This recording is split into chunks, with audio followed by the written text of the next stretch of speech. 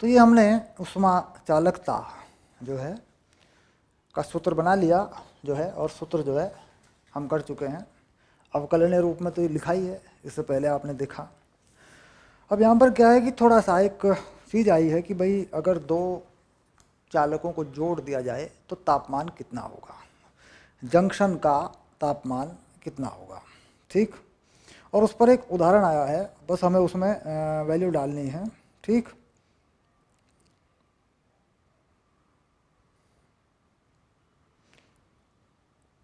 संधि का ताप, संधि ताप या जंक्शन टेम्परेचर। इसके बाद एक और आया है उदाहरण इसी बात पर, और यहाँ पर इन्होंने जो कुल ऊष्मा को निकाला है पदों में, ये दो उदाहरण हैं, और ये उदाहरण ही महत्वपूर्ण हैं। ये उदाहरण भी हैं और इन उदाहरणों में विधि भी है। इन्हें समझ लें तो सूत्र अच्छी तरह से हमारी समझ में आ जाएगा, ठीक। चलिए कर लेते हैं, उसके बाद फिर आगे बढ़ेंगे और फिर एनसीईआरटी के जो आगे सवाल हैं उसमें अच्छी तरीके से लगेगा ये फार्मूला, करेंगे उसको भी, ठीक है। बाद में आराम से, अभी जरा इसको निपटा लें पहले, हैं। चलिए इसे हटा देता हूँ मैं अब, क्योंकि इसका काम हो गया ख़त्म। क्योंकि नए सवाल के लिए नया चित्र मुझे बनाना पड़ेगा फिर, है ना।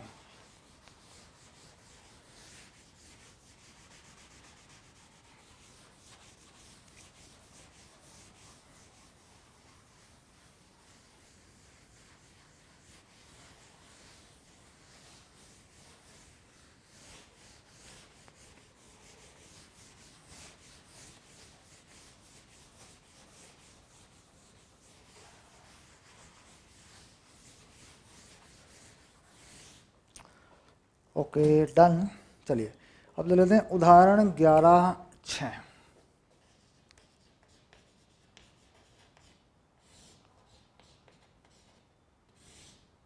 ठीक, तो क्या निकाल रहे हैं, संधि ताप। अब समझ लेंगे साहब ये संधि ताप क्या चीज़ है, ठीक। अब देखो कैसे करते हैं। मान लीजिए कि हमने यहाँ किसी भट्टी में कोई ताप बनाया है, टी हायर, उच्च ताप है भट्टी में, ये उच्च ताप है। मान लीजिए ये बनाया है मैंने इस भट्टी में, उच्च ताप इस तरीके से, ऐसे, और ये देखिए ऐसे, और इसमें मैंने कोई छड़ यहाँ लगा रखी है ऐसे, ये देखिए ऐसे, और इसके दूसरे सिरे पर कोई और छड़ भी लगा रखी है अलग तरह की, ये ऐसे। और इस छोटे वाली या पतले वाली छड़ जो दिखाई दे रही है, इसको कहीं मैंने दूसरी भट्टी में या दूसरे पदार्थ से जोड़ा हुआ है, जहाँ पर जो तापमान है वो कम है। यानी यहाँ पर जो तापमान है इस जगह पे वो कम है, ये है टी लोअर, इस तरीके से।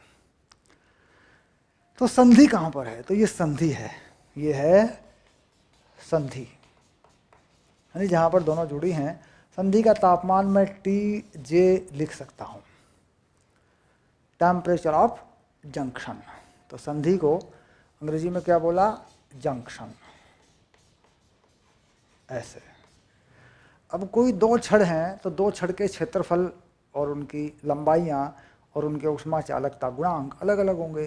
तो इस छड़ के लिए मैं लिखता हूँ K1, A1, L1, यानी इस छड़ का जो ऊष्मा चालकता गुणांक है वो क्या है, K।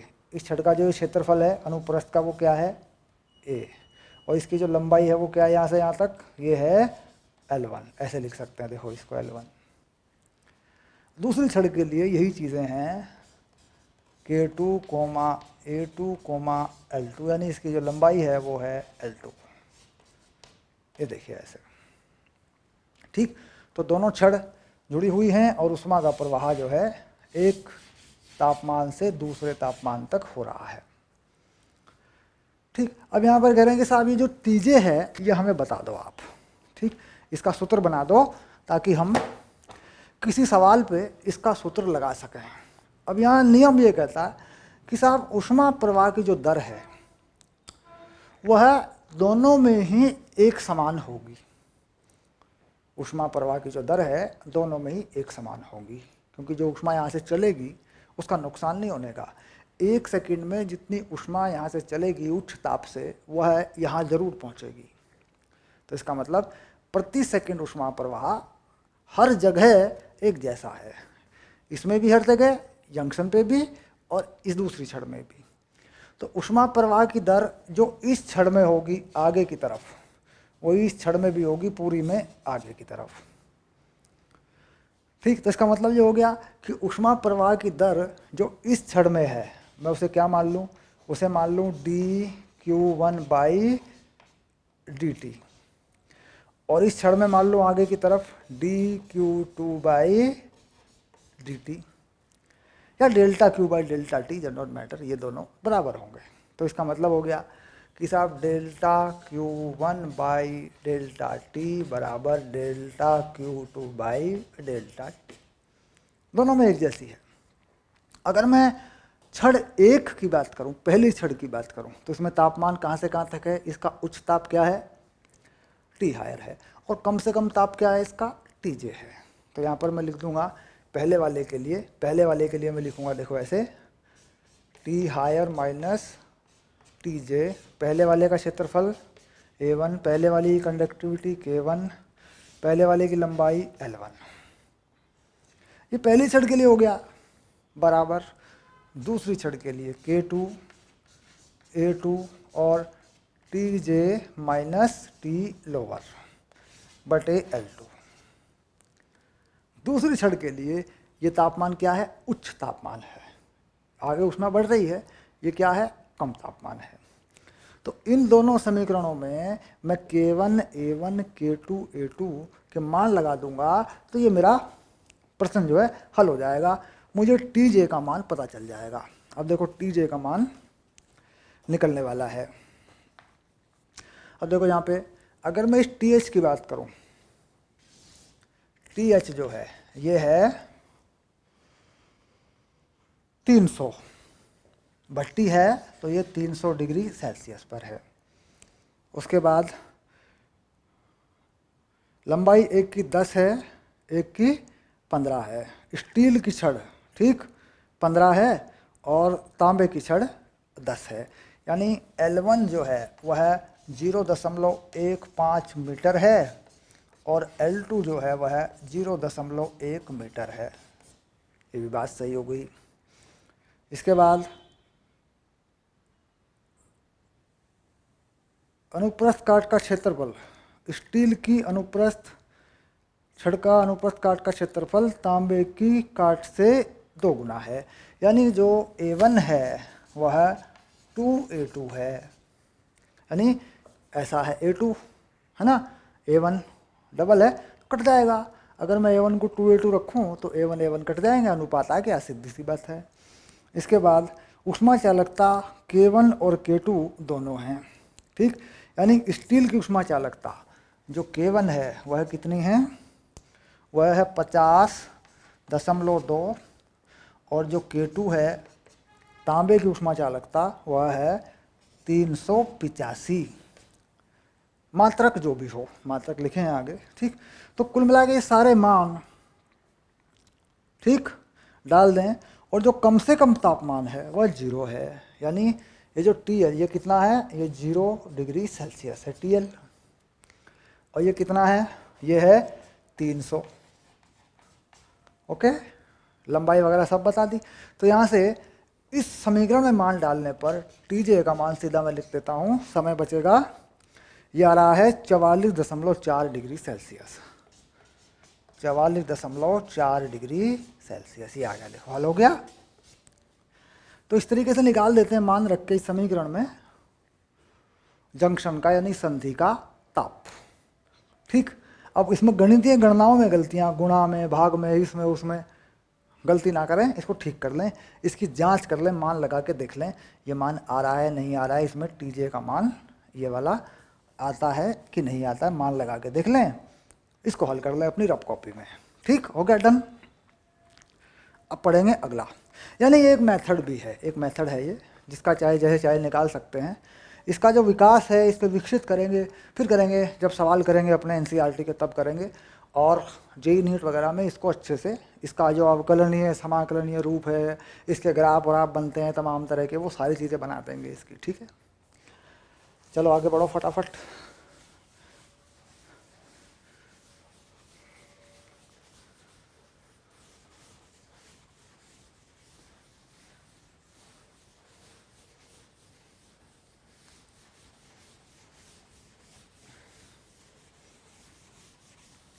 अगला जो उदाहरण है वो भी एक विधि है, वो भी एक मेथड है। जैसे इस विधि में हमने क्या निकाला, हमने इसमें एक सूत्र बना लिया जिससे कि हम संधि का ताप निकाल सकते हैं। आगे भी कुछ ऐसा ही एक मेथड है छोटा सा जिसमें हम कुछ चीज़ें निकाल सकते हैं, हमें उसको देखना है बस। उसमें क्या निकलेगा ये पता चल जाएगा, अभी हम पढ़ देंगे सवाल को, अभी पता चल जाएगा इसमें क्या निकलना है।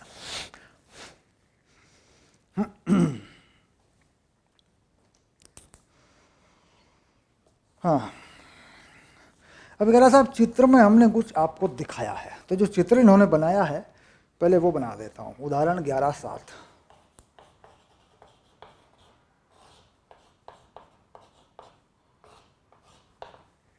इन्होंने एक चित्र बना के दिया इधर लोहा और पीतल का।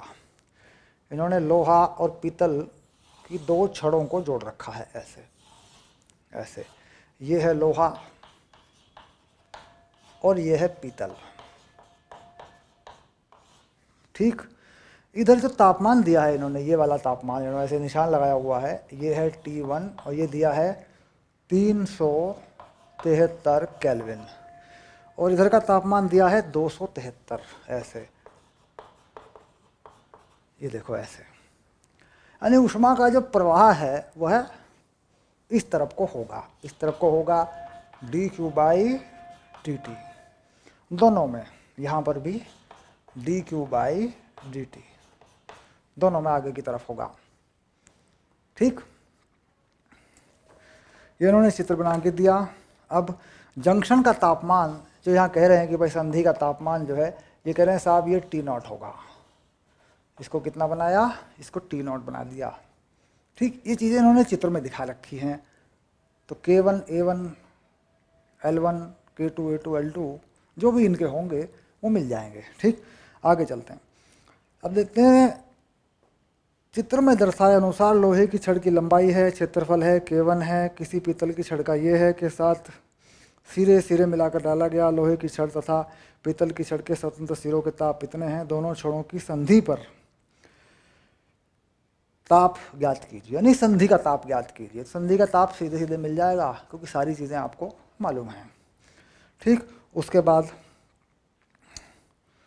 संयुक्त छड़ की तुल्य ऊष्मा चालकता तथा संयुक्त छड़ में ऊष्मा प्रवाह की दर के लिए व्यंजक निकालिए तथा परिकलित कीजिए।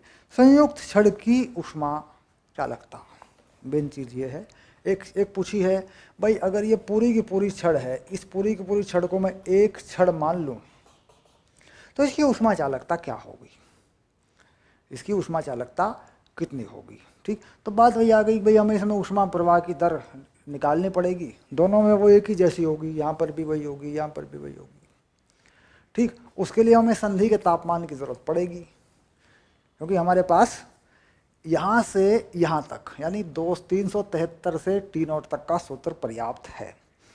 T0 से 273 तक का भी हमारे पास पर्याप्त है। ये तापमान T1 है, ये तापमान T2 है। इसकी ऊष्मा चालकता क्या है, K1, इसकी K2 है, और दोनों की लंबाइयाँ अगर समान हैं, L1 0.1 L2 0. दोनों की लंबाइयाँ समान है, यानी इसकी जो लंबाई है वो भी L है और इसकी जो लंबाई है वो भी L है। देखिए सबसे खुशी की बात ये है, लेकिन ये अलग अलग भी हो सकता है।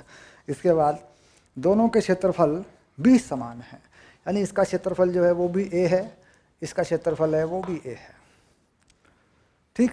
तो संधि के ताप के लिए सीधे सीधे सूत्र लगा देते हैं और उसे निकाल देते हैं सबसे पहले, क्योंकि बाद में उसी का काम है। तो पहले क्या करते हैं, संधि का ताप निकालते हैं। तो दोनों में ऊष्मा प्रवाह की दर समान कर देते हैं, इस छड़ में भी इस छड़ में भी। तो इसे dQ1 मान लेते हैं, इसे Q2 मान लेते हैं, इन्हें बराबर कर देते हैं, ठीक। इस तरीके से ध्यान रहे, ये जो निशान है ये सदिश राशि का निशान नहीं है, ये सिर्फ दिशा का निशान है, ठीक है। क्योंकि कई बार होता है सर ये आपने वेक्टर कैसे लगा दिया, ये वेक्टर नहीं है, ये तो ऐसे ही निशान लगा रखा है, इधर से ऊष्मा बह रही है। अब इसका देखते हैं इस छड़ का, ये हो गया K1A, देखो T1 - T0 अपॉन L, दूसरे में K2A और T0 - T2 अपॉन L। देखो ये दोनों में हो जाएगा, इसका KAL मालूम है, इसका भी K2LA मालूम है, एरिया क्षेत्रफल समान है, लंबाई समान है, लग जाएगी। संधि का ताप T1 से T0 तक जाएगी ऊष्मा, यहाँ चली गई, T0 से T2 तक यहाँ चली गई। अब इसके बाद में कुछ काटापिटी करनी है, काट लो, देखो ये कट जाएगा। ठीक, तो यहाँ से तुम्हारे पास T0 का मान आ जाएगा। अब T0 का मान तुम्हारा कितना आएगा, देखो K1 T1 और K2 T2 upon K1 plus K2, simply आ जाएगा K1, क्योंकि देखो K1 T0 K2 T0 में T0 के जो कॉमन हो जाएगा K2 K1 K2 बन जाएंगे, और K1 T1 के पद अलग हो गए, सॉल्व करके ये निकाल लो, ये आ गया संधि का ताप। ठीक, यानी एरिया समान है, क्षेत्रफल समान है, लंबाई समान है, तो कुछ मॉडिफाइड होकर छोटा होकर आ जाता है ये। अब कह रहा है इसमें पूरे में ही ऊष्मा प्रवाह की दर क्या है। अब देखते हैं, छड़ में ऊष्मा प्रवाह की दर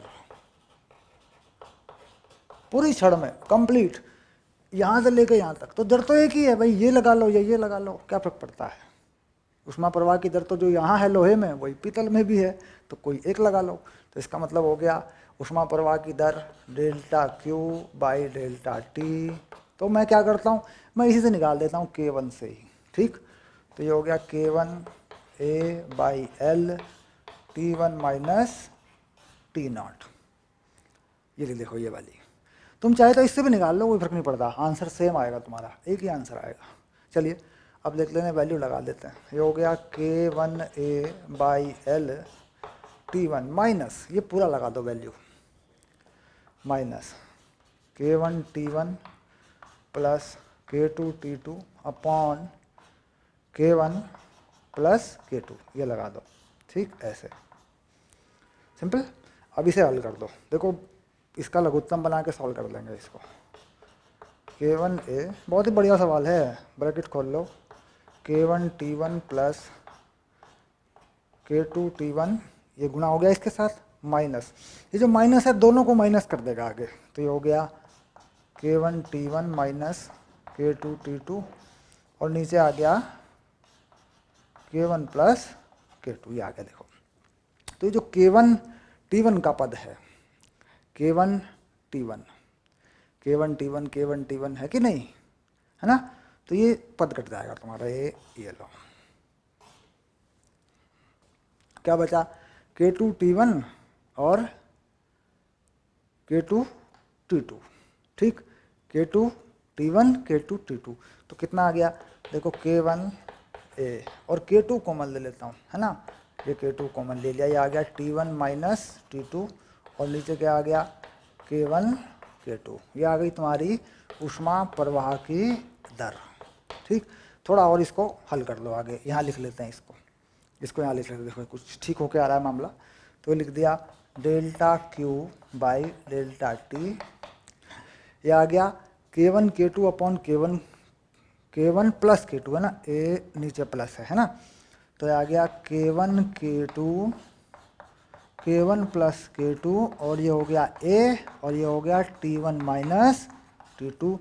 तो छड़ में, संयुक्त छड़ में, किसमें, संयुक्त छड़ में, यानी पूरी छड़ एक ही मान ली गई, यहां से लेके यहां तक। ठीक, पूरी जो छड़ है वो क्या है, ये है। ठीक, अब इस पूरी छड़ में जो ऊष्मा चालकता है, तुल्य ऊष्मा चालकता, वह कितनी है, ये भी पूछेगा आगे कि साहब पूरी छड़ की ऊष्मा चालकता, तुल्य ऊष्मा चालकता कितनी है। तो पूरी छड़ में देखिए तापमान सही लगा है, एरिया भी पूरा यही है, वही लगा है। ठीक, लंबाई नहीं लगी है इसमें, ठीक, लंबाई L है, तो L लेखन से लगा है L, ये L लगा हुआ है, इस L को छोड़ दिया आपने लोगों ने ना, इसको ठीक करो, ये देखो इसमें नीचे L लगा हुआ है ना, एक L है।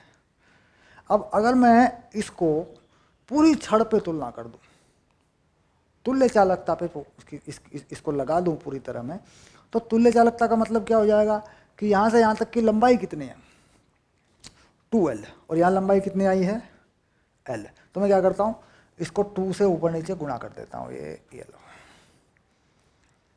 ठीक, तो ये सूत्र कुछ इस तरीके से बन के आएगा, देखो यहाँ लिख कर दूंगा इसको मैं ऐसे, यह आएगा D Q by D D T या delta Q by delta T.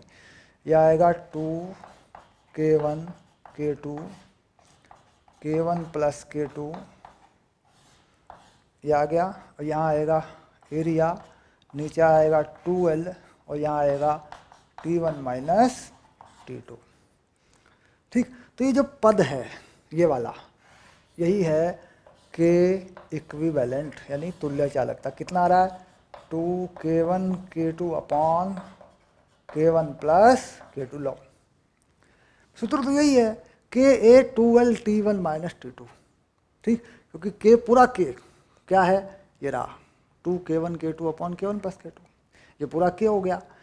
Area क्षेत्रफल A है, पूरी लंबाई कितनी है 2L है, और हायर और लोअर उच्च और निम्नताप ये हैं तो लिखे पड़े हैं, तो पूरा सूत्र बन गया। देखो तो जो k के स्थान पर आया वही हो गया तुल्य उष्मा चालकता गुणांक। कितना आया?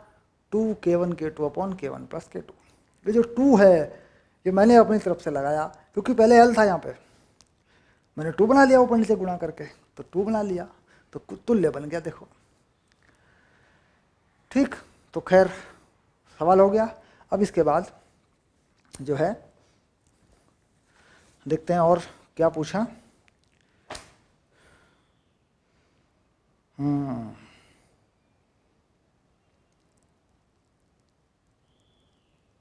हो गया, तीनों बातें थी। तापमान था, संधि का तुल्य उष्मा चालकता गुणांक था, और उष्मा प्रवाह की दर थी। ठीक, सब ओके, डन हो गया। ठीक है, उष्मा प्रवाह की दर तो ये रही, ये आप देख ही रहे हैं, इसी से निकाल दिया तुल्य भी, कोई दिक्कत नहीं है। ओके, अब देखेंगे अगला टॉपिक जिसे हम कहते हैं संवहन। पहले उसे पढ़ेंगे, उस पर न्यूमेरिकल कुछ नहीं है, सिर्फ पढ़ना है। ठीक, और समझना है केवल।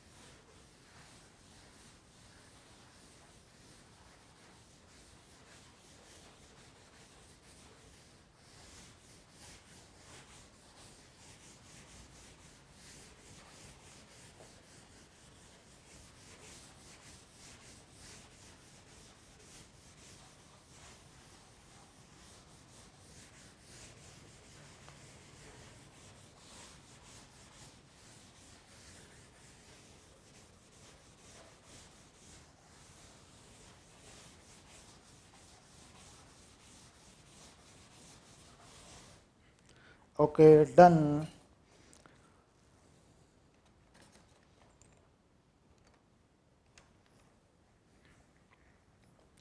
अब आ गया 11.9.2 11.9.2 संवहन। संवहन अंग्रेजी में क्या बोलोगे? अंग्रेजी में बोलोगे कन्वेक्शन। ठीक, अब देखो इसमें भी बहुत सारे मतभेद होंगे।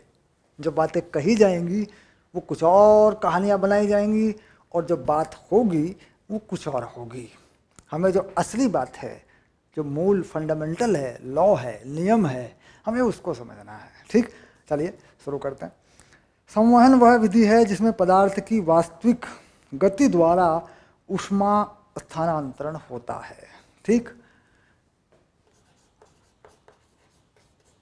पदार्थ की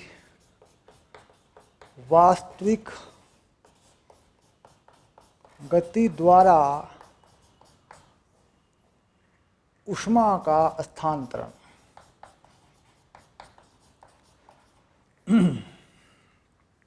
ऊष्मा का स्थानांतरण।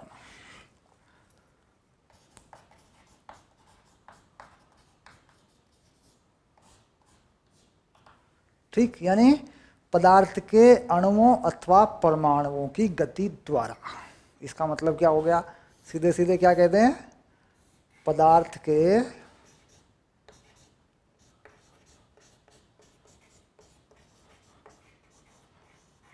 अणुओं अथवा परमाणुओं की गति द्वारा ऊष्मा का स्थानांतरण। ये रहा, देखो कितनी बात क्लियर हो गई। अब उदाहरण दे देंगे भी कैसे कैसे होता है, वो बात आ जाएगी। यह केवल तरलों में ही संभव है। तो कहाँ संभव है? अणुओं की गति कहाँ हो सकती है? अणुओं की गति हो सकती है गैसों में व द्रवों में। हम जानते हैं कि ठोस के अंदर अणु चलते नहीं हैं, कंपन तो करते हैं लेकिन चलते नहीं हैं। एक जगह से दूसरी जगह नहीं जाते। दिल्ली से मुंबई नहीं जाते, दिल्ली से मुंबई नहीं जाते, मुंबई से कलकत्ता नहीं जाते, कलकत्ता से मद्रास नहीं जाते, चलते नहीं हैं। ठोस में नहीं चलते हैं, द्रवों में चलते हैं और गैसों में भी चलते हैं। ठीक, यानी समंदर से उड़ती हवा पहुंच जाती है हम तक। बात को समझ रहे होंगे। कुल मिला के ये आ गया। ठीक है, आगे पढ़िए। यह प्रणोदित भी हो सकता है। प्राकृतिक संवहन में गुरुत्व एक महत्वपूर्ण भूमिका निभाती है। प्रणोदित भी हो सकता है। प्रणोदित मतलब जब प्रणोदित होता है बाई फोर्स, बल के द्वारा भी हो सकता है। ठीक, प्राकृतिक संवहन में गुरुत्व एक महत्वपूर्ण भूमिका निभाती है। जब किसी तरल को नीचे से गर्म किया जाता है तो गर्म भाग में प्रसार होता है, फलस्वरूप इसका घनत्व घट जाता है। उत्प्लावन के कारण यह ऊपर उठता है तथा ऊपरी शीतल भाग इसे प्रतिस्थापित कर देता है। पुनः तप्त होता है, फिर उठता है तथा तरल के अपेक्षाकृत शीतलन द्वारा प्रतिस्थापित होता है। यह प्रक्रिया चलती रहती है। स्पष्ट रूप से ऊष्मा स्थानांतरण की यह विधि चालन से भिन्न होती है। संवहन में तरल के विभिन्न भागों का स्थूल अभिगमन होता है। इन्होंने एक उदाहरण दिया कि भाई मान लीजिए हम किसी पानी को गर्म करते हैं। इन्होंने एक उदाहरण दिया, साहब कैसा होता है, पानी को गर्म करते हैं। मान लीजिए पानी को गर्म करते हैं, देखो इस बर्तन में मैं पानी भर लेता हूँ, इसमें पानी भर देता हूँ, देखो ठीक। और ये जो परिभाषाएं हैं हमने लिखी उन्हें हटा लेता हूँ।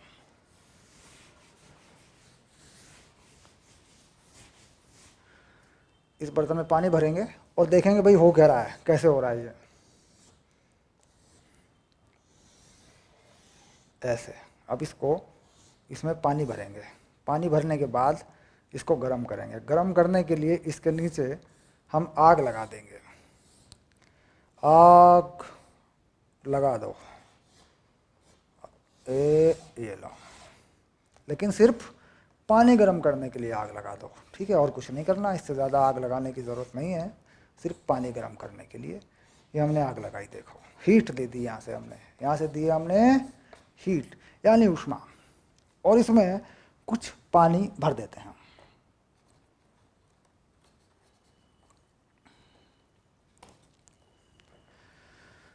अब इसमें हम कुछ पानी भरेंगे बच्चों। ये देखिए, ये पानी भर दिया मैंने इसमें, ये देखिए पानी भरा हुआ है। तो यहाँ पर जो महत्व है वो किसका है? हमें यहाँ महत्व को समझना है कि साहब किस तरीके से पूरा पानी गर्म होगा, हमें इस बात को समझना है। बट नॉट ऑल कि ये पूरी तरह यही चीज़ नहीं है, इसको पक्का नहीं करना भाई यही होता है, और भी अणुओं की गति ऊर्जाओं से भी होती है। अब मान लीजिए मैं लेता हूँ यहाँ पर, मैं लेता हूँ यहाँ पर दो अणु। एक अणु ये है और एक अणु ये है। ये दो अणु है मान लीजिए पानी के, और ये ऊपर को जाएंगे, इनको ऊपर को चलना है। ये है अणु ए और ये है अणु बी, ये दोनों अणु ऊपर को जाएंगे, ठीक। अब इनका ऊपर को जाने का क्या कारण हो सकता है? एक कारण तो ये हो सकता है कि ए को या बी को गतिज ऊर्जा मिल जाए, ऊष्मा मिल जाए, जो कि है, जो कि फैक्ट है, वास्तविकता है, गतिज ऊर्जा मिलेगी, ठीक।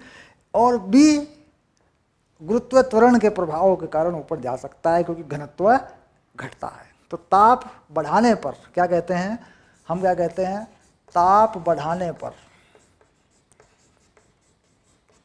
घनत्व घटता है। अतः बर्तन की तली के समीप द्रव या पानी जो भी कहें का घनत्व कम होगा। उत्प्लावन बल के कारण, उत्प्लावन बल के कारण यह पानी ऊपर को चलेगा। फैक्ट पहला, यानी इस तरीके से पानी का कोई भी अणु ऊपर को चलेगा, क्योंकि यहाँ ऊष्मा आएगी, ये तली गर्म होगी, पानी हल्का होगा, पानी का घनत्व हल्का होगा, हल्का पानी ऊपर को जाएगा, ऊपर का पानी ठंडा है, कम तापमान वाला है, वो नीचे आ जाएगा। ठीक, यानी पानी घनत्व के परिवर्तन के कारण चलेगा। ठीक, इस तरीके से दूसरा कारण, पानी के अणुओं को गतिज ऊर्जा ऊष्मा से प्राप्त होगी एवं वह पानी में एक स्थान से दूसरे स्थान तक जाएंगे। यानी दूसरा कारण हो गया, यानी गति ऊर्जा प्राप्त होगी, भाग जाएगा, इधर उधर भागेगा तो सारा पानी गर्म हो जाएगा धीरे धीरे। तो दो तरीके हो गए। कुल मिला के दोनों ही तरीकों में पानी के अणु चले, पानी के अणुओं ने गति करी, चाहे वो घनत्व से करी हो, चाहे वो गतिज ऊर्जा से करी हो। ठीक, तो यानी घनत्व वाली जो बात थी वो अभी तक स्पष्ट कर दी गई पाठ्य पुस्तक में कि साहब घनत्व से भी पानी गर्म होता है, एक भूमिका निभाता है, 100% जिम्मेदार नहीं है इसके लिए, भूमिका निभाता है। ठीक, अब इसके बाद अब मैं कह रहा हूँ साहब इस पानी को मैं एक ऐसी जगह पे ले जाऊं जहाँ जी का मान 0 हो, यानी गुरुत्व त्वरण हो ही ना, तो क्या पानी गर्म नहीं होगा क्या? पानी गर्म हो जाएगा। कह रहा कैसे गर्म होगा? अभी तो आप ये कह रहे थे कि गुरुत्व त्वरण से गर्म होगा। कह रहा सिर्फ गुरुत्व त्वरण से गर्म नहीं हो रहा है ना भाई, पानी में गति है, यानी दूसरे कारण से गर्म होगा। तो फिर मूल नियम क्या है? मूल नियम क्या है? मूल नियम ये हो गया साहब, ये मूल नियम है कि द्रव्य के अणु गतिज ऊर्जा प्राप्त करेंगे, द्रव्य में भागेंगे और द्रव्य धीरे धीरे धीरे धीरे गर्म हो जाएगा। अगर इसमें गुरुत्व त्वरण या उत्प्लवन बल का कोई महत्व हो सकता है, कह रहा वो अगर हो सकता है तो वो भी होगा। तो पृथ्वी तल पर या पृथ्वी पर अगर हम पानी गर्म करते हैं तो दो कारणों से गर्म होता है तेजी से। एक, घनत्व घटता है, हल्का पानी ऊपर को जाता है, भारी पानी नीचे को आता है। दूसरा, गति होती है अणुओं में, जो कि होनी ही है, जो कि मूल नियम है।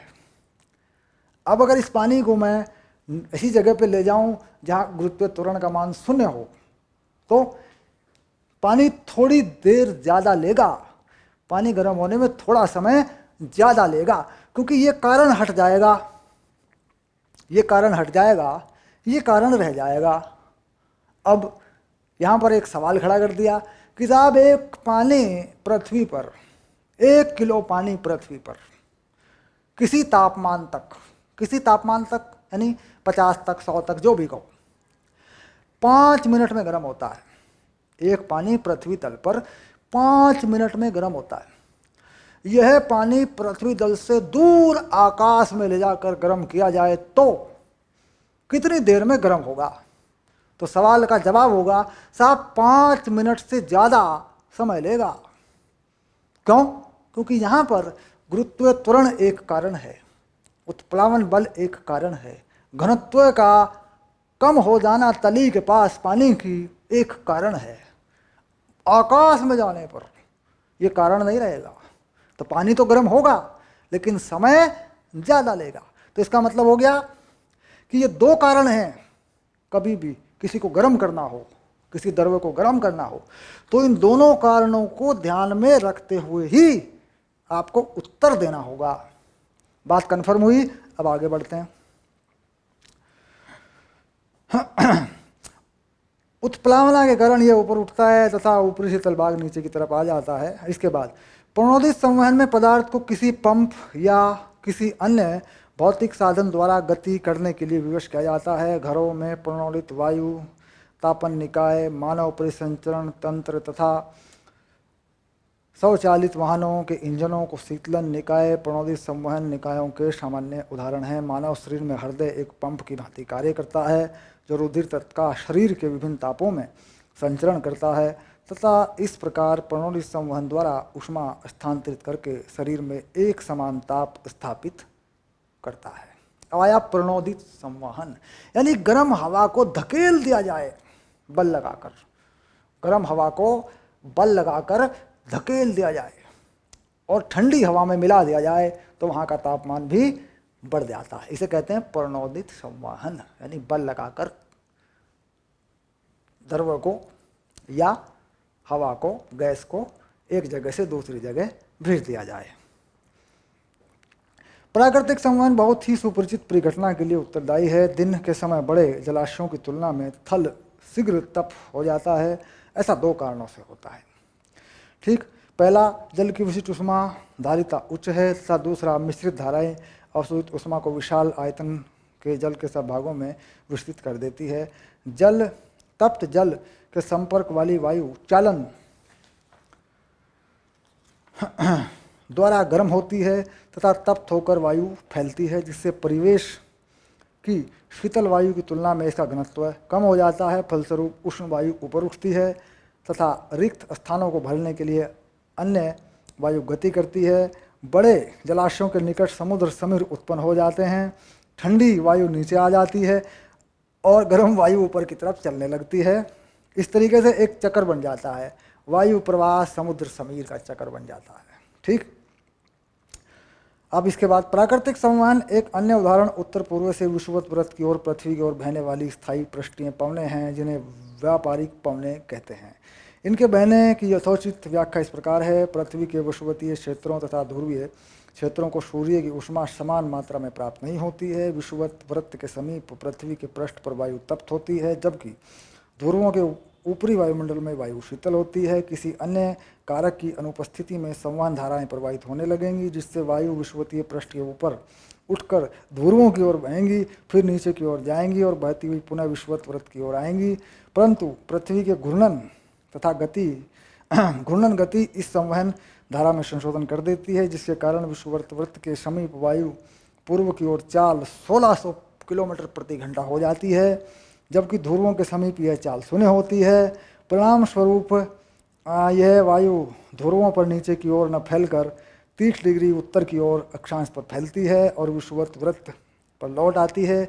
इसे व्यापारिक पवनें कहते हैं। यानी अच्छी खासी स्टोरी है व्यापारिक पवन की, पढ़ के देखिएगा, थ्योरी है। ठीक, तो ये था हमारा संवहन। ठीक, पृथ्वी में क्या होता है मैं आपको बताऊं कि पृथ्वी जो घूमती है अपने अक्ष के परितः घूमती है। आप जानते हैं कि 24 घंटे, इसकी मोटी मोटी सी जानकारी मैं आपको दे देता हूँ। व्यापारिक पवनें not a matter of physics, यार फिजिक्स में थोड़ी इन सब चीज़ों को ज़्यादा फोकस करेंगे, भूगोल का मसला है और इन्होंने किया भी नहीं है, हल्का सा बता दिया बस। ठीक है, पृथ्वी जो है आप जानते हैं कि 24 घंटे में अपना चक्कर काटती है। इसके साथ क्या हो रहा है कि सूर्य से आने वाली जो ऊष्मा है वह ध्रुवों पर कम और विषुवत रेखा पर ज़्यादा होती है, क्योंकि सूर्य के सामने जो रेखा पड़ती है वो विषुवत रेखा पड़ती है। ध्रुव ऊपर नीचे होते हैं, तो उन पर ज़्यादा धूप पड़ेगी तो वो हवा गर्म होती है। वो हवा गर्म होती है और वो हवा पृथ्वी के साथ चिपक कर बहती है। ठीक, तो कह रहा है वो हवा फिर जब गर्म होने लगती है तो वो हवा ध्रुवों की तरफ भी बढ़ने लगती है। थोड़ी थोड़ी ध्रुवों की तरफ भी बढ़ने लगती है। तो कह रहा है ये हवा की जो चाल है, हवा जो जिस चाल से बहती है, ये 1600 किलोमीटर प्रति घंटे की होती है। पूर्व की ओर चाल, हवा की पूर्व की ओर चाल 1600 किलोमीटर प्रति घंटे की ओर रहती है, जबकि ध्रुवों पर यह चाल शून्य होती है। गर्म हवाएं बहती हैं, ठीक, क्योंकि यह हवा पृथ्वी के साथ चिपक कर चलती है और विषुवत रेखा पर धूप पड़ती है। ठीक, तो इस बात को ये कहना चाह रहे हैं, इन हवाओं को ये 30 डिग्री उत्तर से फिर वापस लौट आती हैं, चक्कर बन जाते हैं इन हवाओं के। इस हवा को या इन हवाओं को व्यापारिक पवने कहते हैं। ठीक है, नहीं, व्यापारिक पवन जिसे कह सकते हैं। तो ये बेसिकली कॉन्सेप्ट जो था संवहन का वो हम डिस्कस कर चुके हैं। इसमें घनत्व का महत्व हवाओं पर भी लागू किया गया है।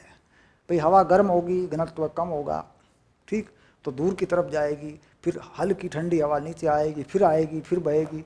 तो इस तरीके से घनत्व का जो महत्व है वो हवाओं पर भी लागू है और पानी पर भी लागू है। पृथ्वी पर घनत्व का महत्व दोनों जगह लागू है।